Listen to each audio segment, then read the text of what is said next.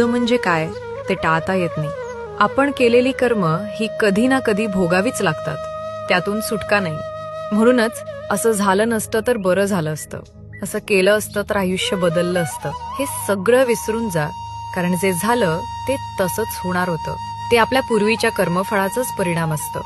कंसाचा वध केल्यानंतर जेव्हा श्रीकृष्णाने वासुदेव देवकीची कारागृहातून सुटका केली तेव्हा देवकी भावुक होऊन म्हणाली, कृष्णा, तू स्वतः परमेश्वर आहेस ना, तर मग तू कधीही कंसाचा वध करून आमची सुटका करू शकत होतास.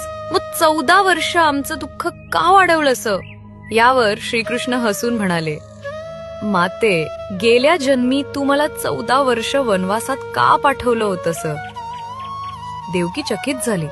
ती म्हणाली, मी तुला वनवासात कधी पाठवलं? हे काय बोलतोयस? श्रीकृष्ण पुन्हा म्हणाले, माते, तुला आठवत नाही कारण ती घटना गत जन्मातील आहे.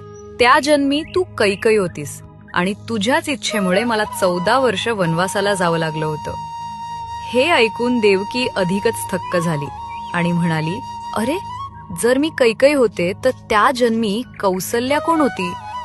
श्रीकृष्ण मंद स्मित करून म्हणाले, माते, त्या जन्मीची कौसल्या म्हणजेच या जन्मीची माता यशोदा, जिला त्या जन्मी 14 वर्ष पुत्रप्रेमाला मुकावं लागलं, तेच प्रेम या जन्मी तिला माझ्या बालरूपात लाभलं आणि तुला पुत्र असूनही त्याचं सुख उपभोगता आलं नाही.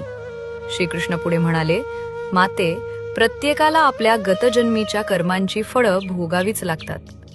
त्यातून देवदेवता देखील सुटू शकत नाहीत. मग आपण सामान्य माणसं काय? आपल्याला भोग आहे तो भोगून संपवणंच योग्य, कारण त्याशिवाय दुसरा मार्ग नाही. गतजन्मातील पाप ही भोग रूपानं समोर येतात आणि ती भोगल्याशिवाय नाहीशी होत नाहीत. कृष्णम वंदे जगद्गुरुम.